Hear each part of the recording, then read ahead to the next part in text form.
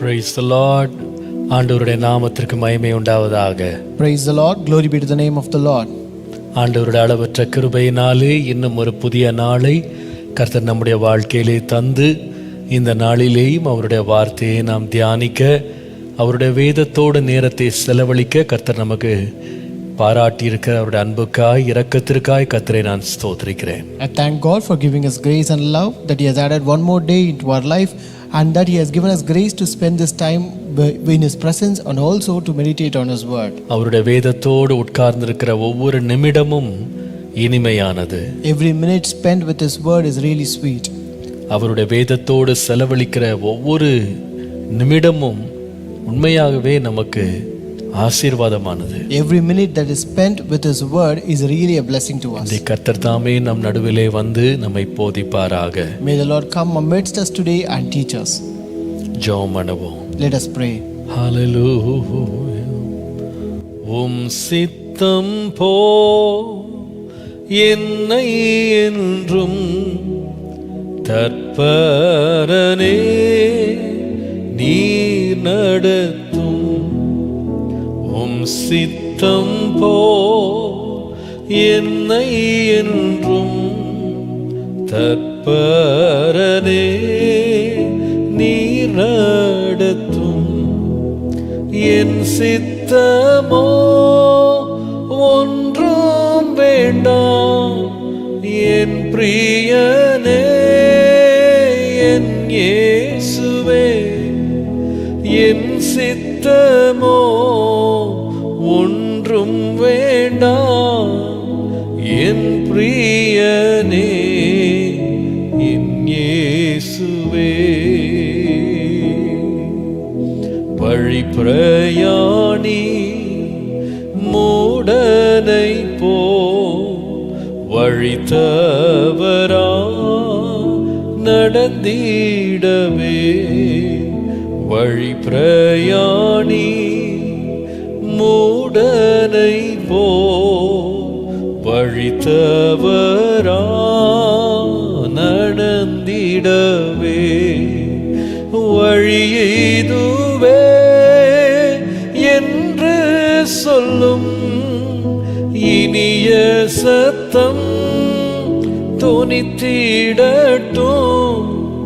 வழியேதுவே என்று சொல்லும் இனிய சத்தம் தொனித்திடட்டும்.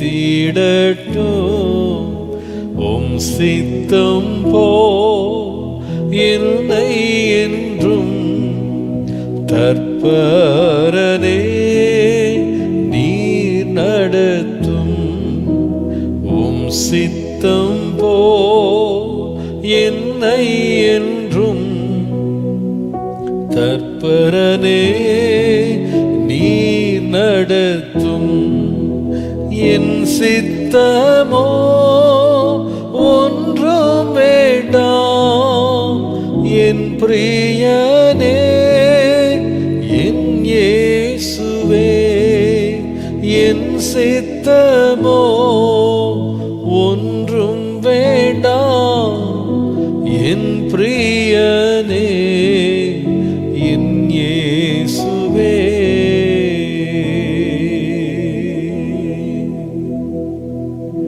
இரக்கமும் கிருபையும் உள்ள எங்கள் அன்பின் பரலோகத்தில் பரிசுத்த பிதாவே, Our merciful and gracious Heavenly Father, ஆண்டவரே, இந்த அதிகாலை வேளையிலே நாங்கள் எங்களை உம்முடைய சமூகத்திலே தாழ்த்தி கொண்டு எங்களை முற்றிலுமாய் நாங்கள் படைக்கிறோம். Lord, we humble ourselves in this morning hour and we commit ourselves in your presence, Lord.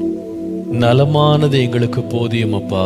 Lord, teach us what is good to us. உம்முடைய வேதத்தின் மகத்துவங்களை நாங்கள் காணும்படி எங்கள் மனக்கண்களை திறந்தருளும் ஆண்டவரே. Lord, open the eyes of our heart that we may see the wondrous things of your word, Lord. உம்மை எங்களுக்கு வெளிப்படுத்தி தாரும் அப்பா. Reveal yourself to us, Lord. இன்னும் அதிகமாய் உம் கிட்ட சேர எங்களுக்கு உதவி செய்யும். Help us to come closer to you more and more, Lord. உம்முடைய வேத வசனம் எங்களுடைய ஆத்துமாவை போஷிக்கட்டும். Lord, let your word feed our soul, Lord. இன்றைக்கு இந்த வார்த்தையை கேட்டு நாங்கள் திருப்தியோடு நாங்கள் முன்னேற கிருபை தாரும். Help us to go satisfied with this word today, Lord. இயேசுவின் நாமத்தில் பிதாவே. In Jesus' name we pray. ஆமென். ஆமென்.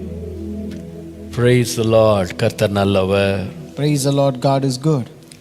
இந்த காலையிலேயும் இந்த நீதிமொழிகள் தியானத்திற்கு பங்கு பெறும்படி வந்திருக்கிற உங்கள் ஒவ்வொருவரையும் இயேசுவின் நாமத்தில் அன்போடு வரவேற்கிறேன். Even this morning, I welcome everyone who have come to participate in this devotions from Proverbs. யூடியூப்ல, ஃபேஸ்புக்கில் மாத்திரமல்ல, டிவி சேனல்ஸ் மூலமாகவும் விசேஷமாக லைவ் டிவி மூலமாக இந்த நிகழ்ச்சியை பார்த்து கொண்டிருக்கிற உங்கள் ஒவ்வொருவரையும் இயேசுவின் நாமத்தில் அன்போடு நான் வாழ்த்துகிறேன். I greet also people who are watching not only through YouTube and Facebook, but also people who are watching and connected with us through live TV as well. கர்த்தர் பெரியவர். God is great.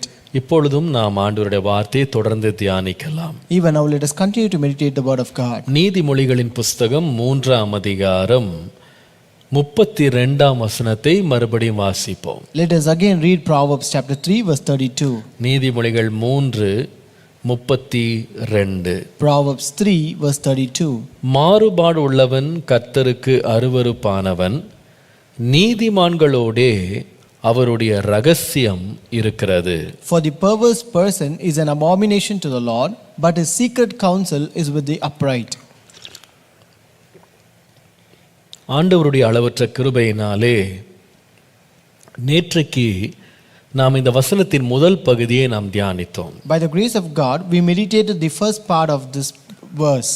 மாறுபாடு உள்ளவன் யார்? Who is the perverse person? அந்த மாறுபாடு ஏன் தேவனுக்கு அருவருப்பானது என்பதை கவனித்தோம். And we also saw why that perverseness is an abomination to the Lord. இன்றைக்கு நாம் இந்த வசனத்தின் இரண்டாவது பகுதியை நாம் தியானிக்க போகிறோம். Today we are going to meditate the second part of this verse. ஒருபுறம் மாறுபாடு உள்ளவனை பற்றி வேதம் எழுதும்போது, When the Bible writes on one side about this perverse person, அவன் எப்படி கர்த்தருக்கு முன்பாக அருவருப்பானவன் என்று சொல்லும் பொழுது, like how it says that he is abomination to the Lord, அடுத்த பகுதியை பார்த்தீங்கன்னா நீதிமான்களை பற்றி பேசுகிறது. when you look at the next part, it speaks about the upright. அவர்கள் மேல தேவனுடைய கோபம் அல்ல, அவர்கள் மேல் தேவனுடைய விசேஷித்த ஒரு தயவு வெளிப்படுகிறது. So here we can see a special favor that is revealed towards them, not the wrath of the Lord. தேவன் இந்த நீதிமான்கள் மேல் தான் வைத்திருக்கிற பிரியத்தை இங்கே எப்படி வெளிப்படுத்துகிறார் என்று பார்த்தால், அவருடைய ரகசியத்தை அவர்களோடு அவர் வைக்கிறார். So how is the Lord revealing his delight that he has upon his upright by revealing his secret to them? தம்முடைய ரகசியத்தை அவர்களுக்கு தெரியப்படுத்துகிறார். The Lord shows or reveals his secret to them. கர்த்தருடைய நாமத்திற்கு மகிமை உண்டாவதாக. Glory be to the name of the Lord. உண்மையில நீங்க பார்ப்பீர்களானா, தேவனுடைய ஞானத்துக்கு முன்பாக நாம தெரிந்திருக்கிற அறிவு, நமக்கு தெரிஞ்சிருக்கிற ஞானத்தெல்லாம் நீங்க ஒப்பிட்டு பார்த்தீங்கன்னா, நமக்கு உண்மையில பார்த்தா எல்லாமே ரகசியம்தான் மிச்சம் இருக்குன்னு நம்ம சொல்லலாம். So truly to say, when you compare the knowledge or the things that we know before the knowledge of the Lord, it is always a little thing or nothing that we know in this world. உண்மையா பார்த்தா மீதம் எல்லாமே நமக்கு ரகசியம்தான். So everything is actually a secret to us. அதனால தான் நீங்க பார்த்தீங்கன்னா, தேவன் உண்டாக்கின சிருஷ்டித்த உலகத்தை இன்னும் மனிதனால முழுவதுமா அறியவே முடியல. That is why man is not able to understand and discover the entire part of the world that is being created by the Lord. அதாவது இந்த பூமியில இருக்கிறவைகளையே அவனால் இன்னும் ஆராய்ச்சி பண்ணி முடிக்கல. He is not able to even invent and find out the things of this world yet. ஒரு முறை ஒரு கட்டுரையில் படித்தேன், இந்த பூமியில் உள்ள பறவைகளை இன்னும் முழுசா மனுஷன் ஃபுல்லா இதுவரைக்கும் எல்லாத்தையுமே இன்னும் டாக்குமெண்ட் பண்ணாத எத்தனையோ பறவைகள் இருக்கிறதா. So I read in an article once that the man has not yet recorded all the birds that are present in this world yet. அதே போல மீன்கள் இருக்கு பாருங்க, அதுல ஏறத்தாழ 90% மீன் வகைகளை அல்லது கடல் வாழ் பிராணிகளை 90% இன்னும் டாக்குமெண்டே பண்ணலையா. And also when you look at these fishes or water bodies, water creatures, 90% of them are yet to be registered or recorded by men. இன்னும் டாக்குமெண்ட் பண்ணவே முடியல. They are not able to document them. அதே போல விலங்குகளையே இன்னும் மனுஷன் கண்ணால பார்க்காத விலங்குகள் இன்னும் உலகத்தில் இருக்கான். And among animals there are many animals which is yet to be seen by man. ஆச்சரியமா இருக்கிறது. It is really surprising.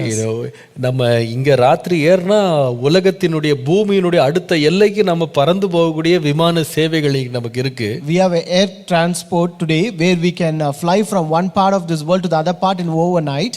உலகம் முழுவதையும் என்னமோ படம் பிடிக்கிற கூகுள்ன்றாங்க, சேட்டலைட்ன்றாங்க, என்னென்னமோ சொல்றாங்க. ஆனா இவ்வளவு எல்லாத்தையும் வச்சுக்கிட்டு ஆண்டவர் உண்டாக்கின இந்த பயணம் செய்யக்கூடிய பூமியில உள்ள எல்லாத்தையுமே மனுஷனால கண்டுபிடிக்க முடியல. They also call many satellites, other Google things where they can even take the picture of the earth. But having all these things of men, they are not able to find out and record all the things that are present in this world created by God. இன்னும் solar சிஸ்டம்னு சொல்ற நம்முடைய சூரியனை மையமாய் வைத்து சுற்றுகிற இந்த planets இருக்கு பாருங்க, இதை இன்னும் முழுசா அறிய முடியல. And to say, men has not yet found out or discovered the entire thing of the solar system which has the sun at the center. நம்முடைய பூமிக்குன்னு இருக்கிற சந்திரன் இருக்கு பாருங்க, அதை இன்னும் ஃபுல்லா ஆராய்ச்சி பண்ண முடியல. Man is not able to even discover or invent the entire moon that belongs to this earth. He is not able to explore the entirety of the moon. அந்த முழு சந்திரனை இன்னும் அவனால ஆராய்ச்சி பண்ண முடியல. So he is not able to explore the entirety of this moon yet. அதான் இன்னைக்குள்ள நிலைமை. And that is the present situation. சரி, பூமியை தான் நம்மளால அல்லது ஆண்டவருடைய கிரியைகள் சிருஷ்டிப்பதான் நம்மளால முழுசா அறிய முடியாம அது பெரும்பாலானோ நமக்கு ரகசியமா இருக்குன்னு பார்த்தா, so when you see at least these worldly things, the things of the world, that is the creation of the world, remains a mystery which is not able to be explored fully. நம்முடைய சொந்த வாழ்க்கை எடுத்து பாருங்களேன், இதுவுமே நமக்கு ஒரு பெரிய mystery தான். So when you consider your own life, it is also a mystery to us. நம்முடைய வாழ்க்கையில நம்முடைய சரீரத்தை பற்றி நமக்கு எல்லாமே தெரியுமானா தெரியல. If we ask, do you know everything about your body? No, we don't know. நம்முடைய மூளையை பற்றி எல்லாம் தெரியுமானாலும் தெரியல. If we ask, you know full everything about your brain, we will not know it. நம்முடைய குடும்பம் நடத்துறோம் பாருங்க, இந்த குடும்பத்தை பற்றி உனக்கு எல்லாம் தெரியுமாப்பானா அதுவும் நமக்கு ஒண்ணும் தெரியல. If we ask about your family, do you know everything about your family? We don't know anything about your family. நம்ம பெற்ற பிள்ளைகள் இருக்காங்க பாருங்க, from day one நம்ம அவங்கள பார்க்கறோம், அந்த பிள்ளைகளை பற்றி உங்களுக்கு ஃபுல்லா தெரியுமானாலும் அதுவும் முழுசா தெரியல. Even if you ask about your children whom you know from day one, we don't know fully about them. நம்முடைய வாழ்க்கையில வர்ற பிரச்சனைகள், நமக்கு வர்ற போராட்டங்கள், துன்பங்கள், இதற்கு காரணம் என்னன்னு ஆராய்ச்சி பார்த்தா அதுல ஃபுல்லா ஆராய்ச்சி பண்ணி நம்ம முடிக்காத, நம்ம இன்னும் கண்டுபிடிக்காத, பதில் சொல்ல முடியாத ரகசியமான எத்தனையோ கேள்விகள் மனுஷனுடைய அவன் சொந்த வாழ்க்கையில் இருக்கு. Even if you try to analyze the problems, the struggles, the strife that man faces in his life, there are still many unresolved questions in his life. எனக்கு ரொம்ப ஆச்சரியமா இருக்குது. It is really surprising. மனுஷன் வாழ்றதே ஒரு அற்பமான 70 ஆண்டுகள் 80 ஆண்டுகள் தான். So men live mostly by almost 70 or 80 years only in this world. இந்த 70 ஆண்டுகளை அவனால ஃபுல்லா அனலைஸ் பண்ண முடியல. But he is not able to analyze the entire time of his life in this time. நீங்க 70 வருஷத்தை விட்டுருங்க, just live behind the 70 years. ஒரு நாளை உங்களால் ஆராய்ச்சி பார்க்க முடியுமா? Will you be able to analyze one single day? இயேசு சொன்னாரு, நாளைக்கு என்ன நடக்கும்னு உனக்கு தெரியுமாப்பா? Jesus said, do you know what happens tomorrow? அப்படின்னா அர்த்தம் என்ன? 24 மணி நேரத்தை கூட நம்மளால ஃபுல்லா அனலைஸ் பண்ண முடியல. So it means that we are not able to analyze even 24 hours of a day. ஒவ்வொரு நாளும் நமக்கு ஒரு மிஸ்டரியா தான் இருக்கு. Each and every day is a mystery to us. அது ஒரு பெரிய ரகசியமாக இருக்கிறது. It is a big secret and mystery. இப்போ யோசித்து பாருங்க, நீங்க ஆண்டவருடைய சிருஷ்டிப்பையும் அறிய முடியல. So now think about this, you are not able to understand or know the creation of God. நம்முடைய வாழ்க்கையே நமக்கு பெரும்பாலும் ரகசியமாவே இருக்கு. And also most and majority of our life remains a mystery to us. அதே வேளையில இது எல்லாத்துக்கும் அப்பாற்பட்ட விதமா தேவனை கொஞ்சம் சிந்திச்சு பாருங்க, அவர் எவ்வளவு பெரிய ஒரு மிஸ்டரின்னு பாருங்க. And besides this, just consider God, how and God is also a big secret and mystery to us. நான் யோசித்து பார்க்கிறேன், ஆண்டவர் உண்டாக்கின சிருஷ்டித்தவைகளே ஒரு மனுஷன் முழுசா புரிஞ்சுக்க முடியலையே. When man is not able to understand the creation that is made by God so much, ஒரு மனுஷன் தன்னுடைய சொந்த வாழ்க்கையே ஆராய்ந்து பார்க்க முடியலையே. a human is not able to analyze his own life and find out. ஏங்க இதெல்லாம் உண்டாக்கின கர்த்தரை ஒரு மனுஷன் முழுசா தெரிஞ்சுக்க முடியுமா? So will a man be able to understand God who has created all these things? நம்ம ஊர்ல சொல்றாங்க, கற்றது கைமண் அளவாம், கல்லாதது உலக அளவுன்னு சொல்றாங்க. So here in our world they say known is a drop, unknown is an ocean. நான் நினைக்கிறேன் இந்த டிராப் இருக்கோம் பாருங்க, இந்த டிராப்ல ஒரு மைக்ரான் கூட நமக்கு ஆண்டவரை பற்றி தெரியாது. So when you consider this drop, we don't know even 1 micron of the drop about God. ஏன் தெரியுமா? அவர் அவ்வளவு ஞானம் உள்ளவர். It's because he is so wise. அவர் அவ்வளவு மகத்துவம் உள்ளவர். He is so great. அவர் அவ்வளவு விரிந்து பறந்தவர். He is so great and widespread. அவரை எந்த மனுஷனும் தன்னுடைய டெக்ஸ்ட் புக் நாலேஜில், தன்னுடைய ஒக்காபுலரியில், தன்னுடைய வார்த்தைகளால், தன்னுடைய ஞானத்தினால, தன்னுடைய ஆராய்ச்சியினாலெல்லாம் முழுவதுமா அறியவே முடியாது. No man or human can understand and know God in his textbooks or in his worldly knowledge or in the meager knowledge that he has in this அப்படி world. ஒரு மனுஷன் தேவனை முழுவதுமாய் அறிந்து விட்டான்னா அவர் தேவன் கிடையாது. So if a person could understand God entirely, then he cannot be God. உண்மையா அவருடைய மகத்துவங்கள், அவருடைய வல்லமைகள் பெரும்பாலானவை ரகசியமாகவே இருக்கிறது. Most of the greatness and most of the power of God remains a mystery to us. நீங்கள் நீதிமொழிகள் 25:2 வாசிப்பீர்களானால், If you read Proverbs 25:2, காரியத்தை மறைப்பது தேவனுக்கு மேன்மைனே போட்டிருக்கு. it said it is the glory of God to conceal a matter. எப்படி? காரியத்தை மறைக்கிறது தான் அவருக்கு மேன்மையா. So it is his glory to conceal a matter. எவ்வளவு உண்மை இது? How true it is. நீங்க ஒரு business எடுத்துக்கொள்ளுங்களேன். When you consider a business, அந்த பிசினஸ்ல அந்த பிசினஸ்னுடைய வெற்றியின் ரகசியத்தை மறைக்கிறது தான் அந்த கம்பெனிக்கு மேன்மை. so the glory or greatness of the company is to hide or conceal the greatest thing behind that the success. secret recipe அதை மறைச்சிருவாங்க. They will hide that the secret recipe. அந்த சீக்ரெட்டான வைத்திருக்கிற கால்குலேஷன்ஸை மறைச்சிருவாங்க. They will conceal that secret calculation of that. அதனால தான் அவங்க முன்னணி கம்பெனிகளாக வெளியே வர்றாங்க. That's why they come as the first or high top companies in ஒரு this world. நாடு எவ்வளவு காலம் வல்லரசு நாடா இருக்க முடியும் தெரியுமா? So how long a country can be a powerful country? எவ்வளவு காலம் அவங்க நிறைய ரகசியங்களை உள்ள வச்சிருக்காங்களோ அவ்வளவுதான். So how long they conceal matters within themselves, only to that extent. ரகசியங்கள் எல்லாம் உடைக்கப்பட்டு வெளியே வந்துருச்சு அப்படின்னு சொன்னா அந்த நாடு தொடர்ந்து ஒரு வல்லரசு நாடா இருக்கவே முடியாது. Once the secrets are broken and shown or revealed to this world, then that cannot become a powerful country. நான் நினைக்கிறேன் மனுஷன் ஏதோ கண்டுபிடிச்ச கொஞ்சத்தையே ரகசியப்படுத்தி வச்சிருக்கிறான்னா தேவாதி தேவன் எவ்வளவு ரகசியங்களை வைத்திருப்பார். So when man can hide and conceal little things which he has found out, then how much God would have concealed. அதேதான் மோசேயில எழுதும்போது நீங்கள் உபாகமத்தின் புஸ்தகம் 29ஆம் அதிகாரம் 29ஆம் வசனத்தை வாசித்தால், That's what when Moses writes in Deuteronomy chapter 29 verse 29, மறைவானவைகள் நம்முடைய தேவனாகிய கர்த்தருக்கே உரியவைகள், வெளிப்படுத்தப்பட்டவைகளோ இந்த நியாயப்பிரமாணத்தின் வார்த்தைகளின்படி எல்லாம் செய்யும்படிக்கு நமக்கும் நம்முடைய பிள்ளைகளுக்கும் என்றென்றைக்கும் உரியவைகள் அப்படின்னு வாசிக்க. The secret things belongs to the Lord our God, but the things revealed belongs to us and to our sons forever, that we may observe all the words of this law. கர்த்தருடைய நாமத்திற்கு மகிமை உண்டாவதாக. Glory be to the name of the Lord. அப்போ தேவன் அப்படின்னு யோசிக்கும் போது முதலாவது அவர் எப்படிப்பட்டவர்னு சொன்னா, first he has secret things. அவருக்கு secret possessions, நிறைய காரியங்களை அவர் ரகசியமாக தன்னோடு வைத்திருக்கிறார். So when you consider God, first he has the secret possessions with him.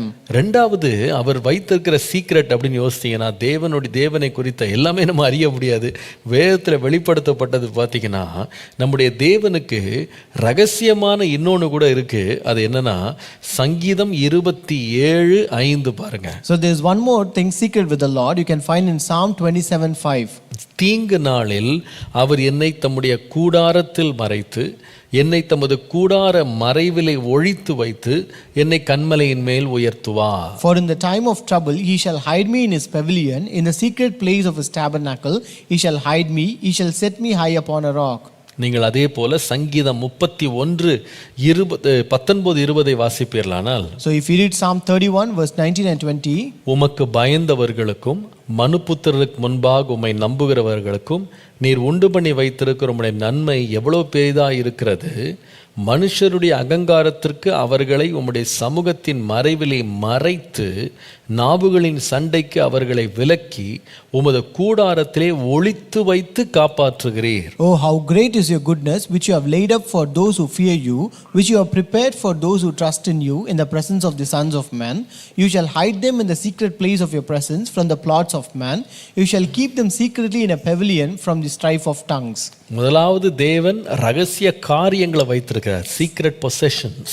First, the Lord has secret possessions. ரெண்டாவது அவர் என்ன வைத்திருக்கிறார்னா சீக்ரெட் பிளேசஸ், நமக்காக ரகசிய இடங்களை அவர் வைத்திருக்கிறார். Second, the Lord has secret places for us. அதான் இங்க வாசிக்கிறோம். That's what we read here. அவர் கூடார மறைவிலே ஒளித்து வைக்கிறார். He shall hide us in his pavilion in the secret place. அவருடைய சமூகத்தின் மறைவிலே என்னை மறைக்கிறார். He shall hide me in the secret place of his presence. கூடாரத்திலே ஒளித்து வைத்து காப்பாற்றுகிறார். In the secret place of his tabernacle he shall hide me. சங்கீதம் 91:1 நமக்கு எல்லாருக்கும் தெரியும். Psalm 91:1 is familiar verse to us. உன்னதமானவருடைய மறைவில் இருக்கிறவன் அப்படின்னு ஒரு வார்த்தை ஆரம்பிக்குது. Here it starts as he who dwells in the secret place of the Most High. அப்போ நம்முடைய தேவனுக்கு ரகசியமான காரியங்கள் மாத்திரமல்ல, ரகசியமான இடங்களும் அவருக்கு உண்டு. So it means our God not only has secret possessions but also secret places. மூன்றாவது ஒன்று அவருக்கு ரகசியமானது வச்சிருக்கிறாரு. And third thing that he has secret with him. 1 ராஜாக்கள் 19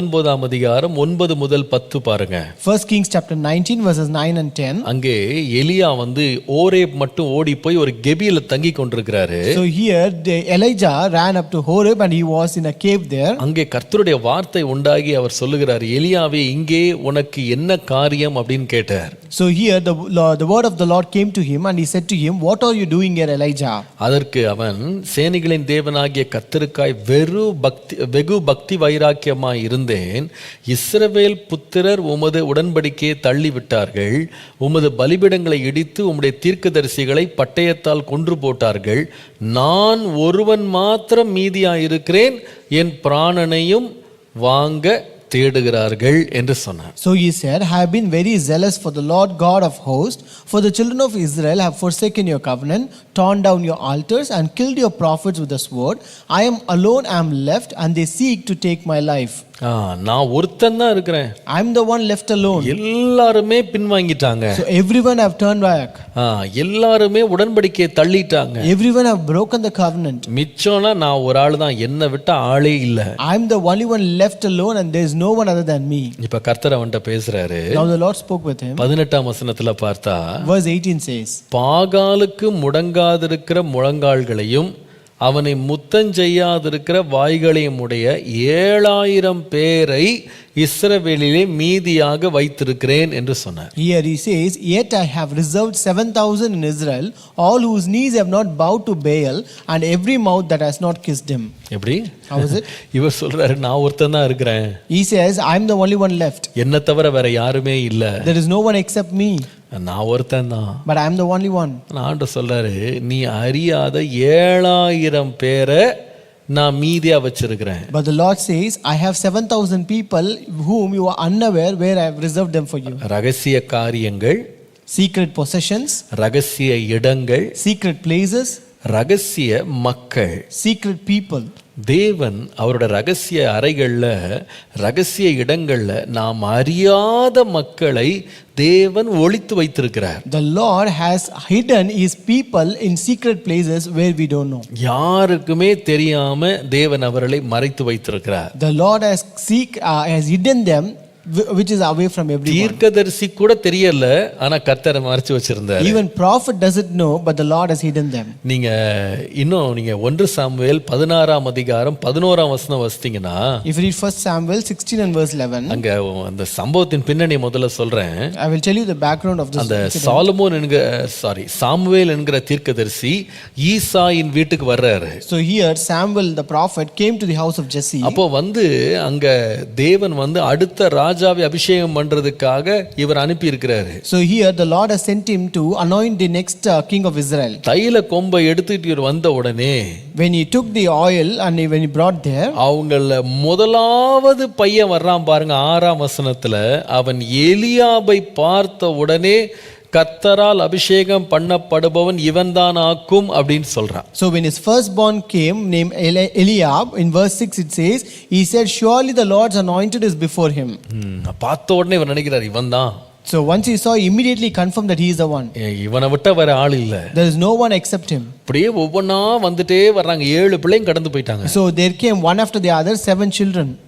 10ஆம் வசனத்துல படித்தீங்கன்னா, verse 10 says, இப்படி ஈசாய் தன் குமாரில் 7 பேரை சாமுவேலுக்கு முன்பாக கடந்து போக பண்ணினான். Jesse made 7 of his sons to pass before Samuel. இப்ப 11ஆம் வசனம் பாருங்க. verse 11, உன் பிள்ளைகள் இவ்வளவு தானா என்று ஈசாயை கேட்டான். And Samuel said unto Jesse, Are here all thy children? அதற்கு அவன், இன்னும் எல்லாருக்கும் இளையவன் ஒருவன் இருக்கிறான். And he said, There remaineth yet the youngest. ஆரம்பத்துல தீர்க்கதரிசிக்கு பார்த்தா இந்த இளையவன் கண்ணுக்கு தெரியல. So initially this younger son was not known or seen by this prophet. அவருடைய ரேடார்லயே அந்த பையன் இல்ல. He was not found in his radar. ஆனா இன்னும் ஒருவன் இருக்கிறான். But there is one more one left. இன்னொருவன் இருக்கிறான். There is one more left. கர்த்தர் நாம அறியாத மக்களை தேவன் மறைச்சு வைக்கிறாரு. The Lord hides people who are unaware to us. நிறைய வழியில நமக்காக ஆசீர்வாதமாகும்படி தேவன் நம்ம தெரியாத இடங்கள்ல மறைச்சு வைக்கிறாரு. The Lord conceals them in secret places so that we become blessing through them. ஆண்டவர் இஸ்ரவேல் என்கிற மக்கள் சின்ன கூட்டமா இருக்கும்போது, ஒரு 70 பேரா இருக்கும்போது, கானான்ல வந்த பஞ்சத்திலிருந்து அவர்களை காப்பாற்ற தேவன் அவர்களை எகிப்துல ஒரு சில காலம் அவர்களை கொண்டு போகணும்னு ஆண்டவர் வைத்திருந்தாரு. So when there was a famine in Canaan, the Lord initially saved 70 people of this Israel people so that he could take them to Egypt.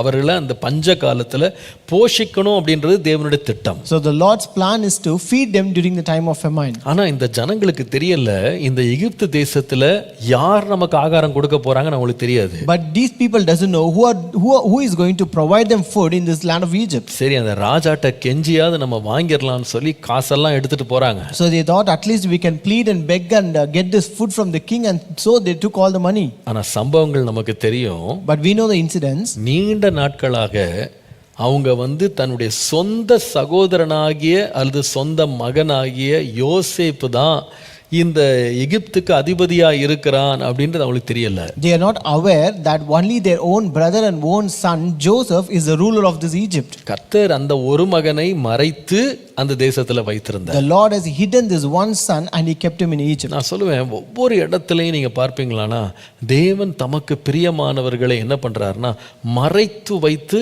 தேவன் அவர்களை பயன்படுத்துகிறார். So each and every places when you see, you can find people whom the Lord has hidden and the Lord uses them for himself. நிறைய வேளையில நாசரேத்திலிருந்து ஏதாவது நன்மை வருமா அப்படின்னு நத்தானியேல் கேட்டது போல நாம கூட சிலர கேட்கலாம். So like how Nathanael asked, will there any good come from Nazareth? We will also be asking similarly. நமக்கு கூட சந்தேகம் வரும், இங்க இருந்து ஏதாவது ஒரு நல்லது வருமா? So we may also have a doubt, will we get some good from them? ஆனா ஆண்டவர் தமக்கு உரியவர்களை தேவன் எந்தெந்த இடத்துல மறைச்சு வைக்கணுமோ மறைத்து வைத்து ஏற்ற நேரத்தில் வெளிப்படுத்துகிறார். But the Lord hides his people in the appointed places at the appointed time, and he reveals them at the right time. நீங்க ஒரு தேசத்தினுடைய வலிமையை பற்றி நான் பேசின ஆரம்பத்துல.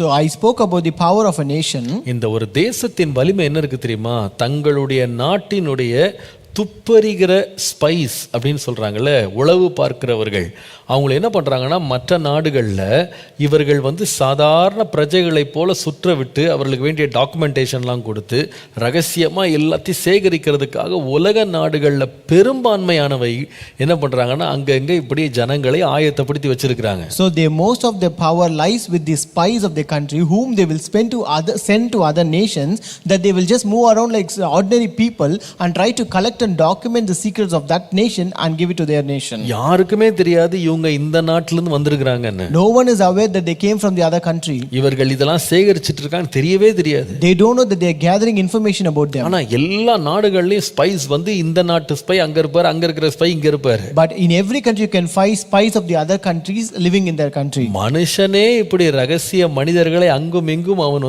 பத்திரப்படுத்தி ஒளித்து வைக்க முடியுமானா நம்முடைய தேவன் எவ்வளவு ஒளிச்சு வச்சிருப்பார்னு யோசிச்சு பாருங்க. If human himself can hide people and keep secret places and secret people, then how much our God could hide people for us? கர்த்தருடைய நாமத்திற்கு மகிமை உண்டாவதாக. Glory be to the name of the Lord. So secret things, ஆண்டவர் secret possessions, ஆண்டவர் தமக்காக ரகசிய காரியங்களை வைத்திருக்கிறது மாத்திரமல்ல, first not only the secret possessions the Lord keeps for us, ரகசிய இடங்களை வைத்திருக்கிறது மாத்திரமல்ல, not only the Lord has secret places, ஆண்டவர் ரகசிய மனிதர்களை ரகசியமாய் ஒளித்து வைக்கிறது மாத்திரமல்ல, not only secret people for the Lord. நீங்கள் நாம வாசித்த நீதிமொழிகள் 3:32 வாசிக்கும்போது, if you read Proverbs chapter 3 and verse 32, நீதிமான்களோடே அவருடைய ரகசியம் இருக்கிறதுன்னு வாசிக்கிறோம். we read that his secret counsel is with the upright. அதாவது இங்கிலீஷ்ல என்ன கொஞ்சம் விளக்கமா இருக்கு. அதுல வந்து எப்படி போட்டிருக்குன்னா, ரகசிய ஆலோசனை நீதிமான்களோடு, தேவனுடைய ரகசிய ஆலோசனை நீதிமான்களோடு இருக்கிறதுன்னு வாசிக்கும். So in English we read that his secret counsel is with the upright. அப்படின்னா அர்த்தம் என்னன்னா, தேவனுக்கு வந்து ரகசிய திட்டங்களும் உண்டு. So it means that the Lord has secret plans as well. தேவன் ரகசிய திட்டங்களையும் வைத்திருக்கிறார். The Lord has secret plans. அதை யார்கிட்ட வச்சிருக்கிறார்னா, நீதிமான்கள்ட்ட ஆண்டவர் ஒப்புவிச்சிருக்கிறார். And the Lord has committed that to his upright ones. நீங்கள் சங்கீதம் 25:14 வாசிப்பீர்களானால், If you read Psalm 25:14, அங்கே வாசிக்கிறோம், கர்த்தருடைய ரகசியம் அவருக்கு பயந்தவர்களிடத்தில் இருக்கிறது. here we read the secret of the Lord is with those who fear him. நமக்கு பயந்தவர்கள்ட்ட ரகசியங்களை வச்சிருக்கிறாராம். The Lord has kept his secret with those who fear him. Amos தீர்க்கதரிசி சொல்லும் பொழுது அவர் இன்னும் கொஞ்சம் அழகா சொல்லுவாரு. When prophet Amos says, he says very beautifully. நீங்கள் ஆமோஸ் 3 அதிகாரம் 6 முதல் 7 வசனங்களை வாசிப்பீர்களானால், If you read the book of Amos chapter 3 verses 6 and 7, அவர் சொல்லுகிறார், ஊரில் எக்காலம் ஊதினால் ஜனங்கள் கலங்காதிருப்பார்களோ, கர்த்தருடைய செயல் இல்லாமல் ஊரில் தீங்கு உண்டாகுமோ? if a trumpet is blown in a city, will not the people be afraid? If there is calamity in a city, will not the Lord have done it? கர்த்தராகிய ஆண்டவர் தீர்க்கதரிசிகளாகிய தம்முடைய ஊழியக்காரருக்கு தமது ரகசியத்தை வெளிப்படுத்தாமல் ஒரு காரியத்தையும் செய்யார் என்று வாசிக்கிறோம். Surely the Lord God does nothing unless he reveals his secret to his servants the prophets. அப்போ ஆண்டவர் என்ன பண்றாருன்னா, ஒரு காரியத்தை செய்யறதுக்கு முன்னால ரகசியமாக அதற்கு திட்டமிடுகிறார். So before the Lord does a thing, he actually plans secretly about it. தேவனுடைய ரகசியங்களை எந்த மனிதனும் ஆராய்ந்து அறியவே முடியாது. No man can find out and analyze and find out the secrets and plans of God. எப்பொழுது எங்கே என்ன நடக்கும்னு யாருக்குமே தெரியாது. No one knows what, where, how it happens. நம்ம நினைக்கிறோம் நம்முடைய ஞானத்தினால எல்லா தேவ ரகசியங்களை அறிந்து கொள்ளலாம்னு சொல்லி. We think that we can understand and know all the secret plans of God through our wisdom. மனுஷன் நினைக்கிறான் தன்னுடைய பலத்தினாலும் தன்னுடைய அதிகாரத்தினாலும் எல்லாத்தையும் வெளியே கொண்டு வந்துடலாம்னு சொல்லி. Human think that they can bring out all the secrets by their power and by their might. ஆனால் அதை செய்யவே முடியாது என்பது தேவனுடைய வார்த்தை. But the word of God is that he cannot do it. அப்படி அவன் செய்யவே முடியாது. He cannot do it at all. நீங்கள் உதாரணமாக ஏரோது ராஜாவை பார்ப்பீர்களானால், For example, if you consider King Herod, ஒரு நாள் காலையில வானசாஸ்திரிகள் வந்து சொல்லுகிறார்கள், யூதருக்கு ராஜாவாய் பிறந்திருக்கிறவர் எங்கே என்று கேட்டாங்க. one day wise men came to him and asked, where is he that is born king of the Jews? அப்போ அவருக்கு ஒரே திகில், பயமடைந்து போயிடுதான். So he was totally trembled then. என்ன இது, நான் ராஜாவா இருக்கும்போது இன்னொரு ராஜா யூதர்களுக்கு பிறந்திருக்கிறாரா? So when I am a king here, how can there be another king who is born for the Jews? யார் அது, எங்க பிறந்திருக்கிறாரு? Who is he and where he is born? அவன் தெரிந்து கொள்வதற்கு அவன் ரொம்ப பிரயாசப்பட்டான். He strived hard to find it out. அப்போ அவன் உடனே அங்க கோர்ட்ல இருந்தவங்களெல்லாம் கூப்பிட்டு, வேதத்தில் ஏதாவது எழுதியிருக்கான்னு கண்டுபிடிச்சா உடனே அவங்க ஏற்கனவே சொல்லியிருக்கு, பெத்லகேம்ல இயேசு பிறப்பார் அப்படின்றத அவங்க இடத்தை பாயிண்ட் பண்ணிட்டாங்க. So he immediately called all the people and the chief priests in the court and asked, is there something written in the word of law about this? And they said that it is already written in the book of Isaiah that he will be born in Bethlehem. அப்போ இடத்தை அவர் கண்டுபிடிச்சிட்டாரு. Now he has found out the place. அப்போ சொல்றாரு, okay, இடம் நம்ம சின்ன இடம் தானே, நமக்கு தெரியாதா? So this place is very small place, we know it very well. இது ஒரு சின்ன கிராமம். This is a very small village. இந்த கிராமத்தை போய் நம்ம கண்டுபிடிக்கிறதுலாம் பெரிய கஷ்டம் இல்ல. It is not difficult to find out the small village. எப்படியாவது பிள்ளைய பிடிச்சிடலாம். So we can easily find out the child. அப்படின்னு சொல்லிட்டு ரொம்ப கூலா உட்கார்ந்திருக்காரு. So he was very cool there. இவர் சொல்றாரு அந்த சாஸ்திரிகள்ட்ட, சரி நீங்க போய் பணிஞ்சிட்டு வந்துட்டு எங்க இருக்குன்னு சொல்லுங்க, நான் வந்து நானும் பணிஞ்சுக்கிறேன். ரொம்ப இவர் ரொம்ப ஞானமா சொல்ற மாதிரி இவர் சொல்றாரு. So he told very smartly, as if he is so wise, he told the wise men, you go and you worship that king and you tell me so that I will also go and worship the king. அப்போ இந்த சாஸ்திரிகள் போறாங்க, தேவனால் எச்சரிக்கப்பட்டு திரும்ப வரவல்ல வேற வழியா போயிட்டாங்க. So these wise men went, and on the way they were being warned by the Lord, they took other way and went away. இப்போ இவனுக்கு கோபம் வருது.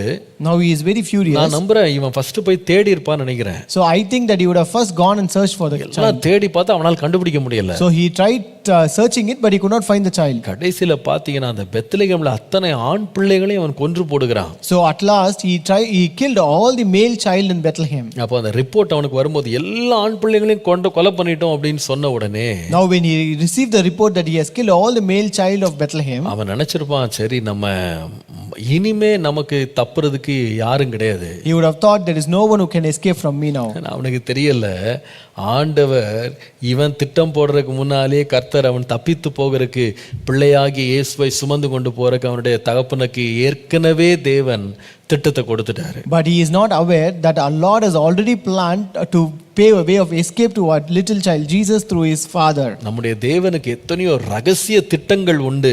Our God has many secret plans. நாம நாமளே இவ்வளவு சின்ன மூளையை வச்சுக்கிட்டு இவ்வளவு திட்டங்கள் போடுறோம்னா நம்முடைய தேவன் எவ்வளவு திட்டமிடுவார். When we can plan out so many things by having small brain, how much will our God plan out? அதுல ரொம்ப விசேஷம் என்னன்னு கேட்டீங்கன்னா, And what is more special here? தேவனுடைய திட்டங்களும் அவருடைய ஆலோசனைகள் மாத்திரமல்ல, not only the plans and counsel of God, அந்த திட்டத்தின் அந்த ஆலோசனைகளின் ரகசியத்தை நீதிமான்களுக்கு தேவன் வெளிப்படுத்துறாராம். but the Lord reveals that secret and counsel to the upright. அப்ப அவர் யாருக்கு விருப்பமா இருக்கிறாங்களோ, அவருக்கு யார் பிரியமா இருக்கிறாங்களோ அவர்களுக்கு அவர் அதை வெளிப்படுத்துறார். So it means that the Lord will reveal that secret to the one who is pleasing to him. இது ரொம்ப ஆச்சரியமானது, நினைப்பதற்கு ரொம்ப மகிழ்ச்சியாகவும் இருக்கிறது. This is really surprising and is really happy to think about it. எல்லா ரகசியத்தையும் ஆண்டவர் எல்லாத்தையும் வெளிப்படுத்த போறது கிடையாது. The Lord is not going to reveal all the secrets to everybody. எதை யாருக்கு வெளிப்படுத்தணும்னு ஆண்டவருக்கு தெரியும். The Lord knows what secret to reveal to whom. எந்த காலத்துல எதற்காக வெளிப்படுத்தணும்னு கர்த்தருக்கு தெரியும். The Lord knows what time and at what season he is supposed to reveal it. நீங்கள் வேதத்தை வாசித்து பார்ப்பீர்களானால் அநேக சம்பவங்கள்ல, அநேக சந்தர்ப்பங்கள்ல ஆண்டவர் சில நீதிமான்களுக்கு தன்னுடைய பெரிய பெரிய திட்டங்களை முன்னமே தேவன் வெளிப்படுத்தி காண்பித்திருக்கிறார். So if you read the Bible, you can find out certain instances and certain incidents where the Lord has revealed his plans in prior to the servants of God. ஆதியாகமம் 6ஆம் அதிகாரம் 13ஆம் வசனம் பாருங்களேன். If you read Genesis chapter 6 and verse 13, அப்ப கர்த்தர் நோவாவிட்ட பேசுறாரு, மாம்சமான யாவரின் முடிவும் எனக்கு முன்பாக வந்தது, அவர்களாலே பூமி கொடுமையினாலே நிறைந்தது, நான் அவர்களை பூமியோடும் கூட அழித்து போடுவேன். Here God said to Noah, I have determined to make an end of all flesh, for the earth is filled with violence through them. Behold, I will destroy them with the earth. உலகத்தை அழிக்க போகிறார் அப்படின்றத யாருக்குமே ஆண்டவர் சொல்லல.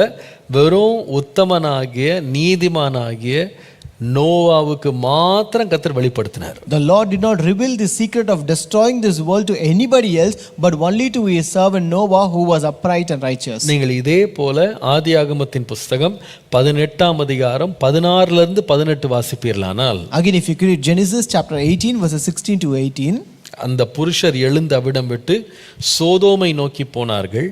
ஆபிரகாமும் அவர்களோட கூட போய் வழி அனுப்பிவிட்டான். Then the men rose from there and looked towards Sodom, and Abraham went with them to send them on the way. அப்பொழுது கர்த்தர் ஆபிரகாம் பெரிய பலத்த ஜாதியாவதினாலும் அவனுக்குள் பூமியில் உள்ள சகல ஜாதிகளும் ஆசீர்வதிக்கப்படுவதினாலும் நான் செய்ய போகிறதை ஆபிரகாமுக்கு மறைப்பேனோ? And the Lord said, shall I hide from Abraham what I am doing, since Abraham shall surely become a great and mighty nation, and all the nations of the earth shall be blessed in him. ஆபிரகாமுக்கு நான் மறைப்பேனா? Shall I hide from Abraham? மறைக்க மாட்டேன்னு சொல்லி Sodom Gomorrah நாட்டினுடைய அழிவை குறித்து ஆண்டவர் ஆபிரகாமுக்கு வெளிப்படுத்தினார். And the Lord said that he will not hide, and he revealed the secret how he is going to destroy the city of Sodom and Gomorrah. இந்த தண்டனை வரப்போகிறது அப்படின்னு உலகத்துக்கே தெரியாவிட்டாலும் ஆண்டவர் தம்முடைய தாசனுக்கு வெளிப்படுத்தினார். Though the entire world doesn't know that destruction gonna come upon them, but the Lord revealed it to his own servant. நீங்கள் இதே போல நோவாவின் காலத்துக்கு யோனாவின் காலத்துக்கு வருவீர்களானால் அங்கேயும் யோனாவுக்கு தேவன் வெளிப்படுத்தி தம்முடைய தீர்க்கதரிசன வார்த்தைகளை கொடுத்து எச்சரிப்பின் செய்தியை கொடுக்கும்படி நினிவேக்கு அனுப்பினதை நீங்க பார்க்கலாம். And also when you come to the time of Jonah, you can see the way the Lord has sent his word of warning to Jonah that he might warn the people in Nineveh. இது பாத்தீங்கன்னா யாருக்குமே தெரியல.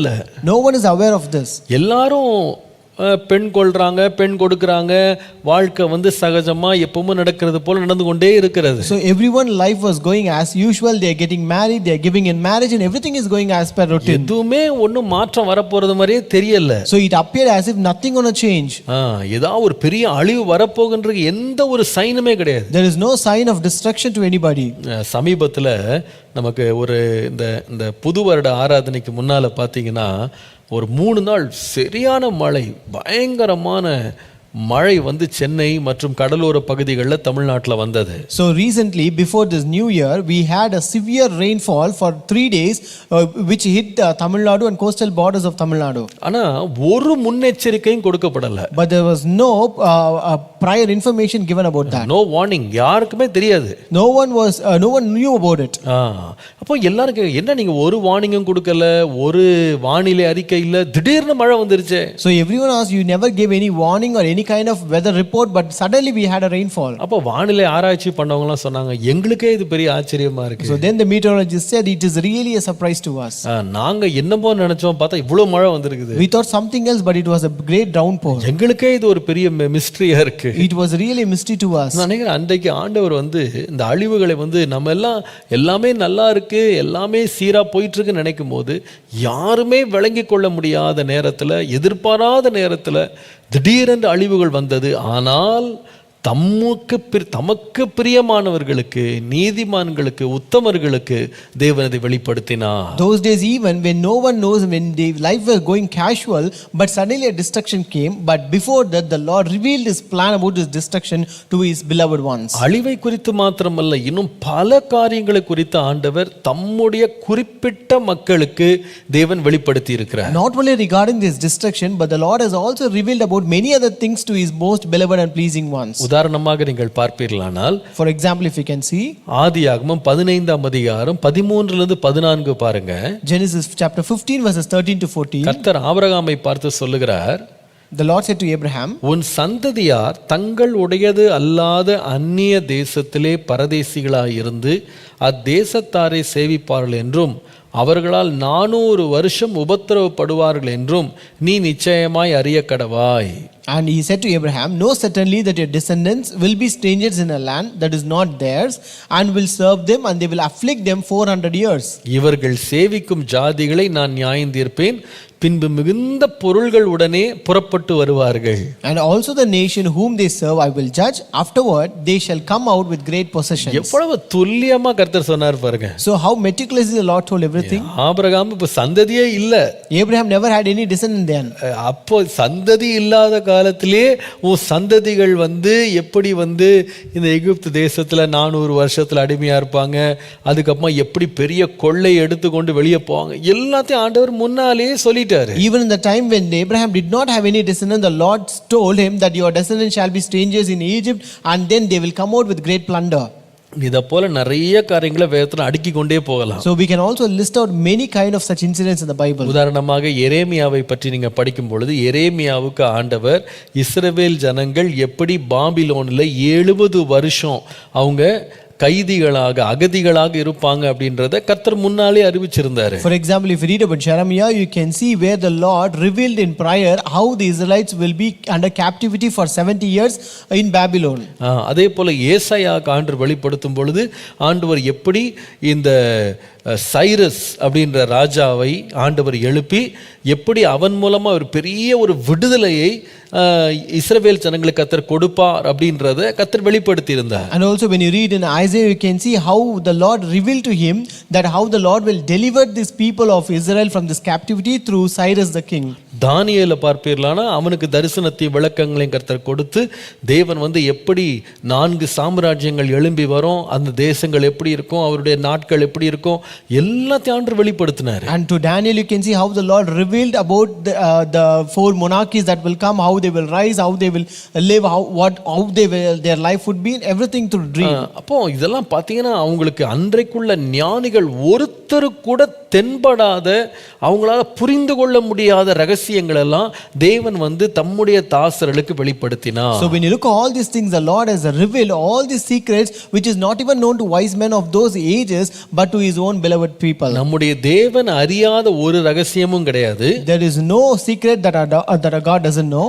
அவர் வெளிப்படுத்த முடியாத எந்த ரகசியமும் கிடையாது. And there is no secret that He cannot reveal. நீங்கள் 2 ராஜாக்கள் 6ஆம் அதிகாரம் 12ஆம் வசனத்துக்கு வருவீர்களானால், if you come to 2 2 Kings chapter 6 verse 12. அப்போ எலிசா தீர்க்கதரிசியை குறித்து சொல்லுகிறாங்க. அந்த சத்துருக்கள் சொல்றாங்க, என் ஆண்டவனாகிய ராஜாவே, நீர் உம்முடைய பள்ளி அறையிலே பேசுகிற வார்த்தைகளையும் இஸ்ரவேல் இருக்கிற தீர்க்கதரிசியாகிய எலிசா இஸ்ரவேலின் ராஜாவுக்கு அறிவிப்பான் அப்படின்னு சொல்றாங்க. So here the enemies of Elisha said, none my lord, O king, but Elisha the prophet who is in Israel tells the king of Israel the words that you speak in your bedroom. எப்படி இருக்கு பாருங்க. How it is now? பெட்ரூம்ல பேசிட்டு இருக்கிறத ஆண்டவர் தீர்க்கதரிசிக்கு சொல்லி இஸ்ரவேல் ராஜாக்கு சொல்றாராம். So what you speak in bedroom, the Lord says the same to the prophet, and he will say to the king of Israel. நினைக்கும் பொழுதே ஆச்சரியமா இருக்கிறது. So when you think about it, it is really surprising. எல்லா ரகசியங்களும் அவர் கையில இருக்கு. So all the secrets are with him. எதை யாருக்கு எப்பொழுது வெளிப்படுத்த வேண்டும் என்று கர்த்தர் அறிந்திருக்கிறார். And the Lord knows which secret to reveal to whom at what time. நம்ம லைஃப்ல கூட கர்த்தர் எதை எப்பொழுது எங்கே நமக்கு வெளிப்படுத்தணும்னு கர்த்தர் அறிந்திருக்கிறார். Even in our life, the Lord knows what, when, and to whom he should reveal the things. நீங்கள் உதாரணமாக அப்போஸ்தலனாகிய யோவானை எடுத்துக்கொள்வீர்களானால், for example, if we consider Apostle John, அவரை நாடு கடத்தி பத்மோ என்கிற தீவுல கொண்டு போய் அவரை வச்சிட்டாங்க. So they took him to as exile to the Patmos island. அந்த இடத்துல கர்த்தருடைய நாள்ல ஆவிக்குள்ளாக இந்த மனிதன் மாறுகிறார். So on the day of God, he was taken up by the Spirit of God. அங்கே பாத்தீங்கன்னா அவருக்கு ஒரு பெரிய வெளிப்படுத்தல் கொடுக்கப்படுகிறது. And there he received a great revelation. எதை கர்த்தர் வெளிப்படுத்தினார்? What did the Lord reveal to him? வெளிப்படுத்தின விசேஷம் 1ஆம் அதிகாரம் 1ஆம் வசனம் பாருங்க. Revelation chapter 1 and verse 1. சீக்கிரத்தில் சம்பவிக்க வேண்டியவைகளை தம்முடைய ஊழியக்காரர் காண்பிக்கும் பொருட்டு தேவன் இயேசு கிறிஸ்துவுக்கு ஒப்புவித்ததும் இவர் தம்முடைய தூதனை அனுப்பி தம்முடைய ஊழியக்காரனாகிய யோவானுக்கு வெளிப்படுத்தினதுமான விசேஷம். The revelation of Jesus Christ, which God gave him to show to his servants the things that must soon take place, he made it known by sending his angel to his servant John. அந்த நாடு கடத்தப்பட்ட தீவுக்கு யாருமே உள்ள போக முடியாது. So to this island where he was taken as an exile, no person can enter in. யாருமே அவர்ட்ட பேச முடியாது. No one can speak with him. யாரும் நடக்கிற காரியங்களை சொல்ல முடியாது. No one can say the incident that is happening to him. எந்த செய்தியும் பரிமாற முடியாது. No information can be transferred to him. ஆனால் வேதம் சொல்ல கர்த்தர் என்ன செஞ்சாராம்? தூதனை அனுப்பி சம்பவிக்க வேண்டியவைகள் எல்லாம் கர்த்தர் வெளிப்படுத்தினாராம். But here the Lord sent an angel and he made it known to him whatever things that is happening. கர்த்தருடைய நாமத்திற்கு மகிமை உண்டாவதாக. Glory be to the name of the Lord. சொல்றேன், கர்த்தர் தமக்கு பிரியமானவர்களுக்கு ரகசியங்களை வெளிப்படுத்துறார். I tell you, the Lord reveals his secret to his beloved ones. யாருக்கு வெளிப்படுத்துறார் தெரியுமா? You know to whom will he reveal? நம்முடைய பாதைகள்ல நடக்கறாங்க பாருங்க, அவர்களுக்கு தேவன் வெளிப்படுத்துறாரு. The Lord reveals the secrets to the one who walks in his ways. இன்னொன்னு கூட நான் சொல்லுவேன். I can tell you one more நீங்கள் thing. எரேமியா 33:3 வாசிக்கும்போது, If we come to Jeremiah chapter 33, அங்கே தேவன் ரொம்ப அருமையாக சொல்லுகிறாரு.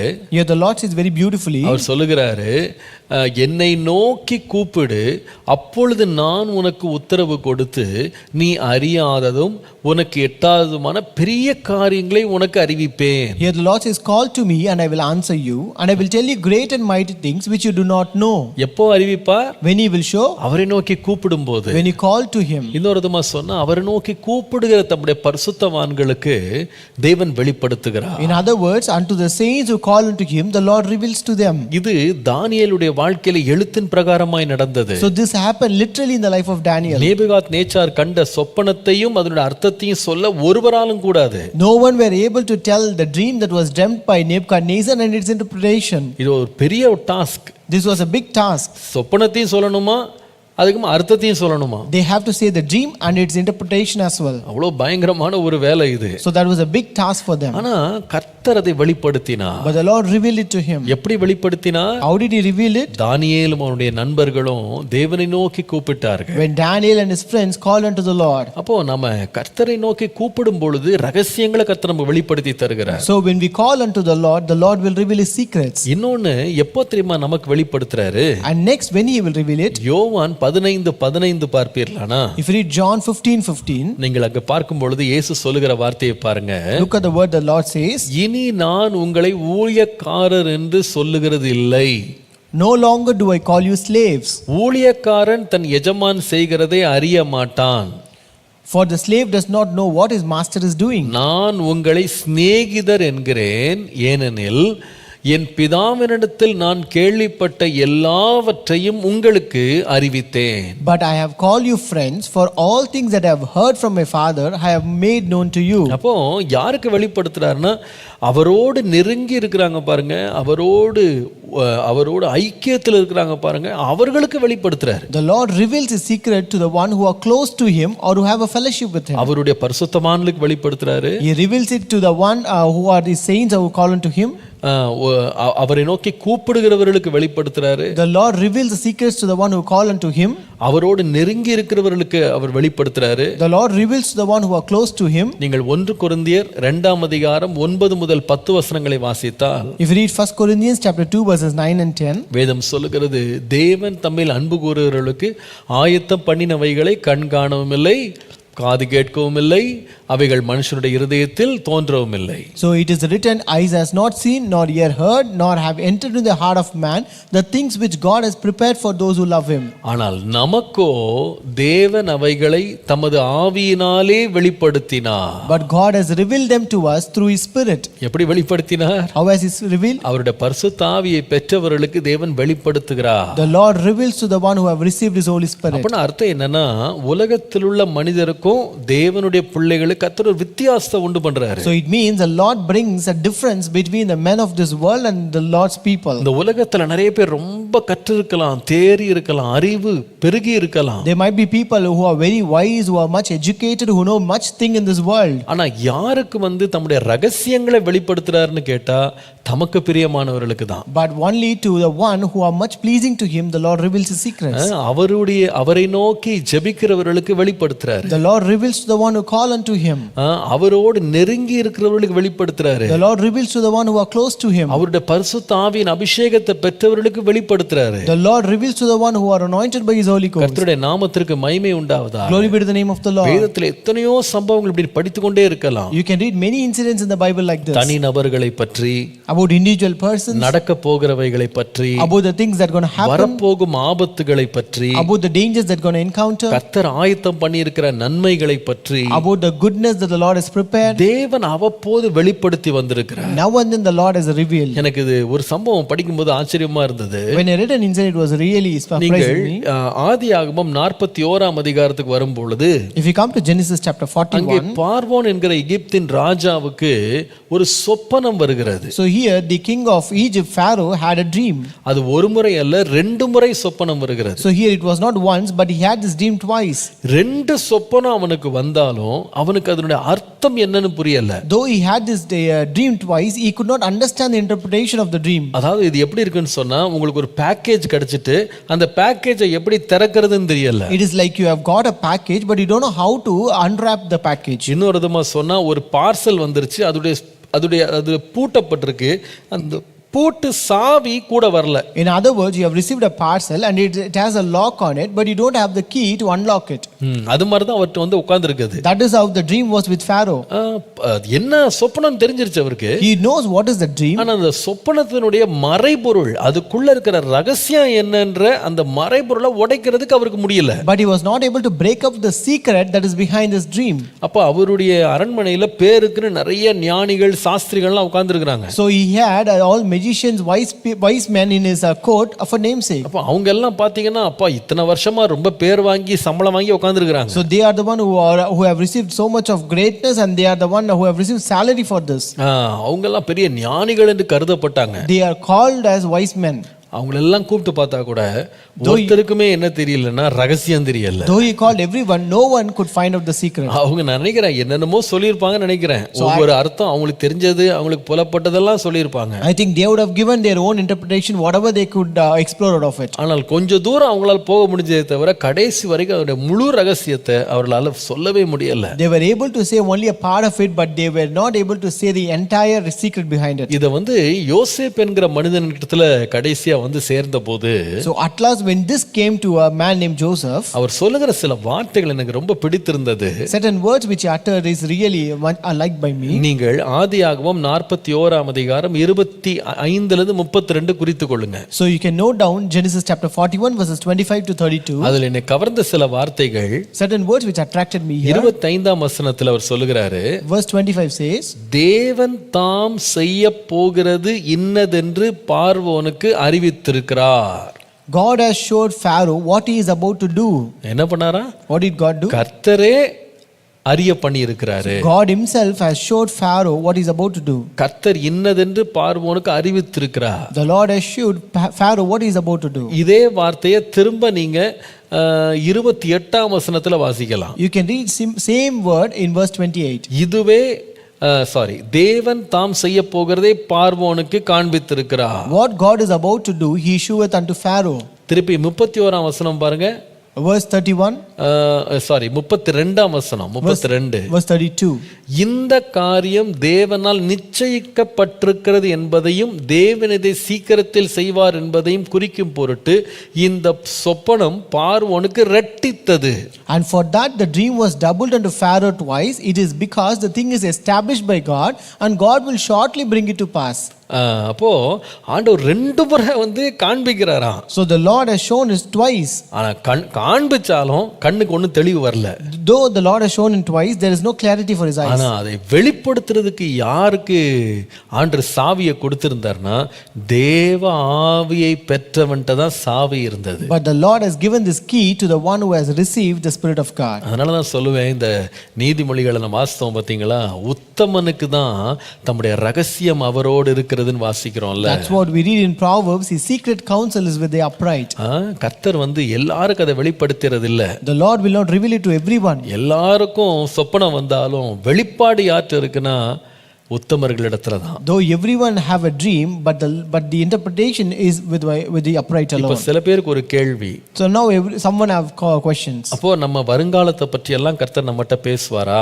So will God speak about our future to us? நம்ம தேசத்தில் இருக்கிற வருங்காலத்தை பற்றி கர்த்தர் நம்மகிட்ட பேசுவாரா? Will the Lord speak about the future of our nation to us? நம்முடைய உலகத்தின் வருங்காலம் எப்படி இருக்குன்னு கர்த்தர் நம்மகிட்ட பேசுவாரா? Will the Lord speak about the future of our world to us?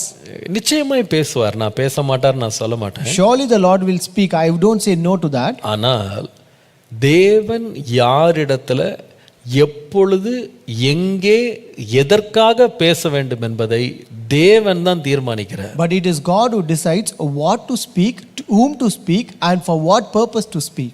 அதனால நாம அதுக்காக நம்ம ரொம்ப பதட்டப்பட வேண்டிய அவசியம் இல்லை. So therefore we need not be bothered about that much. இன்றைக்கு நிறைய சில பேர் நினைக்கிறாங்க எல்லாமே எனக்கு தெரிஞ்சிருக்கணும். So some people will think that I have to know everything. சில பேர் இன்னும் ஒருபடி மேலே போயிட்டு என்கிட்ட சொல்லாம ஆண்டவர் செய்யவே மாட்டாருன்ற மாதிரி போயிடுறாங்க. Some people will say that the Lord will not do anything without revealing to me. இது கொஞ்சம் extreme view. So this is some extreme view. ஏன்னா ஆண்டவர் வந்து பார்வோனுக்கு தேசத்தில் நடக்க போகிறத சொன்னார். So it's because the Lord has told what the Lord's going to do to the nation, to Pharaoh. அதை விளக்கமாக வெளிப்படுத்தவும் ஆண்டவர் யோசேப்புக்கு ஆவியை தந்தார். The Lord also gave the spirit to Joseph that he might interpret it very clearly. ஆனா இது daily நடந்த ஒரு காரியம் கிடையாது. But this was not something that happened every day. ரொம்ப டெய்லி வருஷம் ஆண்டவர் வெளிப்படுத்திட்டு இல்ல. So the Lord did not reveal it every year. It was a one time incident. இது ஒரு முறை நடந்த ஒரு சம்பவம் தான். It was a one time incident. நீங்கள் வேதத்தில் இத போல எத்தனையோ வெளிப்படுத்தல்கள் பார்த்தீங்கன்னா it was a one time incident. எப்போ தேவையோ கர்த்தர் இதை வெளிப்படுத்தினார். When you see similar incidents in the Bible, they were all one time incidents which the Lord revealed only one time. நோவாவுக்கு உலகத்துக்கு வரப்போகிற பெரிய ஜலப்பிரளயத்தை பற்றி பேசினார், இல்ல நான் சொல்லல. So the Lord spoke about the great destruction of what by floods to Noah.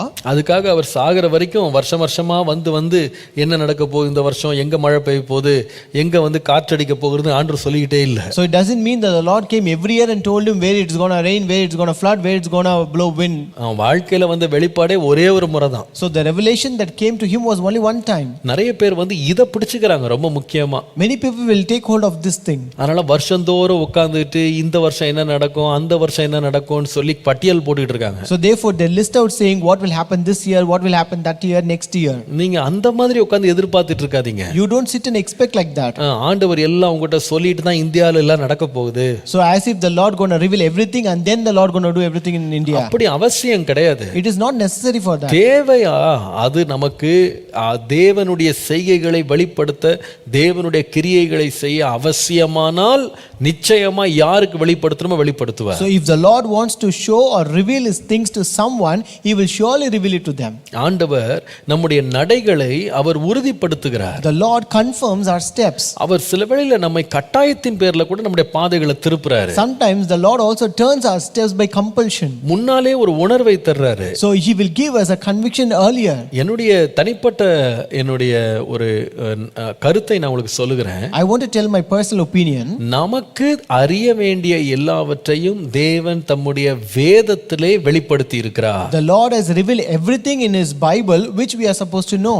2 தீமோத்தேயு 3ஆம் அதிகாரம் 16 லிருந்து 17. 2 Timothy chapter 3 verses 16 and 17. வேத வாக்கியங்கள் எல்லாம் தேவ ஆவியினால் அருளப்பட்டிருக்கிறது.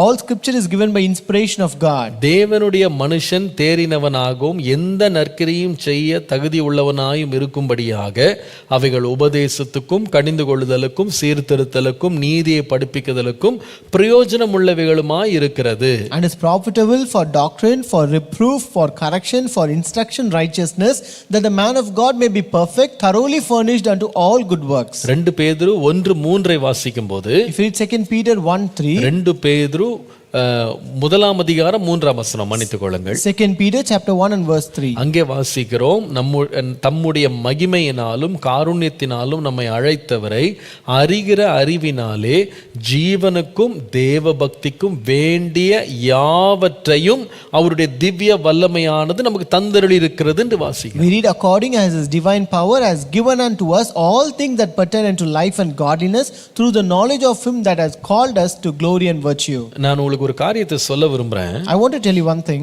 நீங்க நடக்கிற சம்பவங்கள், இன்றைக்கு நடக்கிற காரியங்கள், சூழ்நிலைகள், இது எல்லாத்தையும் உட்கார்ந்து தேவன் இதுல என்ன செய்யறாரு, எப்படி செய்ய போறார் அப்படின்றதே உட்கார்ந்து ஆராய்ச்சி பண்றதை விட்டுட்டு, rather than looking at the current situation and trying to figure out what is happening and what is God trying to show or reveal through this, கர்த்தருடைய வேதத்திலே கர்த்தர் நமக்கு என்ன வெளிப்படுத்தி இருக்கிறார் என்பதிலே நாம் கவனம் செலுத்தி, if you show attention to find out what the Lord has told in his word and what the Lord is trying to reveal through his word, நாம் செய்ய வேண்டியதை எந்த காரியங்களை தேவன் நமக்கு கட்டளையிட்டு இருக்கிறாரோ அவைகளை நிறைவேற்றுவதில் நம்ம கவனமா இருக்கணும். and we should be very careful to observe and fulfill the things which the Lord has commanded us to do.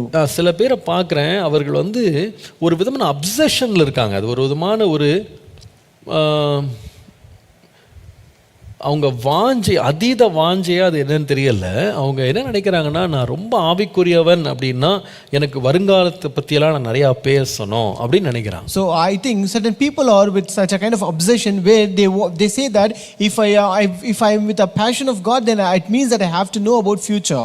அதுக்காக தனியாக உபவாசம் இருக்கிறாங்க, ஜெபம் பண்ணுறாங்க. So therefore they fast for it and they also pray for it. ஆனால் நீங்கள் வேதத்துலலாம் படிச்சீங்கன்னா, யோசேப்பும் சரி, அதே போல நோவாவும் சரி, தானியேலும் சரி, இவங்க தேவை வராம இவங்க தங்களை கட்டாயப்படுத்தி கொண்டு ஜெபம் பண்ணி எனக்கு நாளைக்கு இருக்கிறத எனக்கு இன்னைக்கே சொல்லணும்னு ஆண்டவர்ட்ட டிமாண்ட் பண்ணவே இல்லை. But if you look at this Noah, Joseph or Daniel, when you see their instance, they never forced God or forced themselves and pray for, and they never forced God to reveal the thing that's going to happen tomorrow. தானியேல் ஜெபம் பண்ணார், உபவாசம் இருந்தார். எப்போ தெரியுமா? Daniel prayed and fasted. We know when? அவருக்கு கட்டளை வந்திருக்கு. When there came a decree to him. நீங்க ரகசியத்தை சொல்லலனா கொன்று போடுவேன். If you don't reveal the secret, then I will kill you. அதுக்கு அவங்க டைமை வாங்கி ஆண்டவர்ட்ட கேட்டாங்க, ஆண்டவரே இதை சொல்லுங்க, எங்களை நீங்க ஜீவனோடு தப்பு வைக்கணும்னு கேட்டாங்க. So therefore they asked for some time and then they prayed that the Lord should deliver them from this. இன்னைக்கு நிறைய பேர் நான் இப்படி ஜெபம் பண்ணேன், கர்த்தர் எனக்கு இந்த வருஷத்துல என்ன நடக்கும்னு எனக்கு காமிக்கிறாருன்னு சொல்லி பெரிய பட்டியல் போடுறாங்க. There are certain people today who says that I have prayed like this and the Lord has shown me a list of things that will happen in this year. அவங்க அதை வைத்து தான் தங்களை தீர்க்கதரிசிகள் அப்படின்னு காட்ட விரும்புறாங்க. And they also want to show themselves as prophets only through that. ஆனால் ரொம்ப வேதனையோடு சொல்கிறேன், நான் யாரையும் குற்றப்படுத்த சொல்லலை, வேதனையோடு சொல்கிறேன், அதில் உள்ள பட்டியலில் பெரும்பான்மையானவைகள் அந்த வருஷம் நடக்கிறது கிடையாது. I'm not trying to accuse anybody, but I'm telling with pain that most of the things in their list doesn't happen in that year at all. இன்னும் வேதனை என்னன்னு சொன்னால், அவங்க எதெல்லாம் சொல்லலையோ அதெல்லாம் நடந்திருக்கு. And more grieving is that many things which they never uttered are actually happening. ரொம்ப முக்கியமாக சொல்லப்பட வேண்டியவைகள் அல்லது அறிந்து கொள்ளப்பட்டிருக்க வேண்டியவைகள்லாம் வெளிப்படுத்தப்படாமலே இவர்கள் நல்லா இருக்கும்னு சொல்லும்போது அது ரொம்ப மோசமான நிலையில முடிஞ்சிருக்கு. So most important things that would happen have not been uttered by them, but they would be happening, and when they say it would be a good times, then would be the actually bad times. பின்பு பார்த்தீங்கன்னா எத்தனையோ வருஷத்துக்கு முன்னாடி சொன்னதை வச்சுட்டு நான் அப்பமே சொல்லிட்டேன் இப்பமே சொல்லிட்டேன் என்று சொல்லி சமாளிக்கிறது நீங்க பார்க்கலாம். But then you can see them, they'll try to say that things, they try to extract things from the past and say that I've told it prior and earlier about this. They manage their prophecies. See, this is not our job. இது நம்ம இப்படி செய்யக்கூடாது. So we should not do this. நமக்கு ஆண்டவர் வேதத்தை வெளிப்படுத்தி கொடுத்திருக்கிறார். The Lord has revealed his word to us. கடைசி நாள் நம்மகிட்ட கேட்க போறதுன்னா வெளிப்படுத்தின சத்தியங்களை நீ கடைபிடித்தாயா, கீழ்ப்படிந்தாயா? On the last day the Lord going to ask us, have you followed and did according to the word that I have told you? நம்முடைய காலங்கள் அவருடைய கரத்துல இருக்கு. Our times are in his hands. அவர் நம்முடைய காலத்திற்கு மிஞ்சியும் காரியங்களை நிறைவேற்றுவார். He will also fulfill things beyond our time. எல்லாவற்றையும் நம்மகிட்ட சொல்லணும்னு தேவன் மேல எந்த கட்டாயமும் கிடையாது. There is no compulsion on God that he should reveal everything to us. ஆனால் எதை சொல்ல வேண்டும் என்று அவர் விரும்புகிறாரோ அதை நம்முடைய நன்மைக்காக சொல்லுவார். But whatever he desires to reveal to us, he will do it for our good. நீங்களும் தயவு செய்து ஆவிக்குரிய உச்சகட்டம்ன்றது எனக்கு எல்லாமே முன்னாலேயே தெரிஞ்சிரணும் அப்படி நீங்க சொல்லக்கூடாது. So even you should not say as a being on the top of that spirit, you should not say that the Lord should reveal everything to you. நான் சொன்னது போல பெரிய தீர்க்கதரிசியாகி எலியாவுக்கே தன்னை தவிர ஒரு 7000 பேர் இருந்தாங்கன்னு அவருக்கே தெரியல, கர்த்தர் சொல்லல அவர்ட்ட. As I told you, to this great prophet Elijah, he was not aware that there are other 7,000 people other than him. The Lord has not revealed him to him. நாம எல்லாமே தெரிந்தவர்களாய் நடமாடணும் நம்ம நினைக்க கூடாது. We should never think that we have to move around having known everything. கர்த்தருடைய நாமத்திற்கு மகிமை உண்டாவதாக. Glory be to the name of the Lord. சில பேர்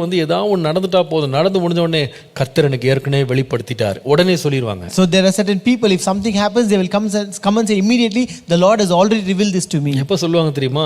You know when they will say? எல்லாம் நடந்து முடிஞ்ச பிறகு சொல்லுவாங்க. After everything has happened. கர்த்தர் எனக்கு ஏற்கனவே சொல்லிட்டாரு. The Lord has already told this to me. எனக்கு போன மாசம் எனக்கு வெளிப்படுத்தினாரு. The Lord revealed this last போன வாரம் வெளிப்படுத்தினாரு. The Lord revealed it last week. நான் சொல்லுவேன் இந்த மாதிரி அப்சஸ்டா இருக்காதீங்க. I tell you, don't be obsessed like this. கர்த்தர் தமக்கு பிரியமானவர்களுக்கு யாருக்கு எங்கே எப்பொழுது எதை வெளிப்படுத்த வேண்டும் என்று அவர் அறிந்திருக்கிறார். The Lord knows what to reveal, when to reveal, whom to reveal, and for what purpose to reveal to his beloved ones. சில பேர் நினைக்கிறாங்க எங்கட்ட ஆண்டவர் எதுவுமே வருங்காலத்தை பத்தி சொல்லல, அப்போ நான் ரொம்ப ஆவிக்குரிய வாழ்க்கையில இல்ல போல இருக்கு அப்படின்னு சில பேர் சந்தேகம் வேற. So some people have a doubt, since the Lord is not revealing anything to me, it means that I am not very much good in spiritual life. என்னோட ஸ்பிரிச்சுவல் லைஃப் ஸ்ட்ராங்கா இல்லையோ, எனக்கு அடுத்த வருஷம் என்ன நடக்க போகுதுன்னு என்கிட்ட ஒன்றும் சொல்லவே இல்லையே. So they think my spiritual life is not strong because the Lord has not revealed what will happen the next year. நான் சொல்லுவேன் கர்த்தர் இன்றைக்கும் பேசுறாரு. But I tell you, the Lord is still speaking today. எதன் வழியா பேசுறாரு? How will he speak?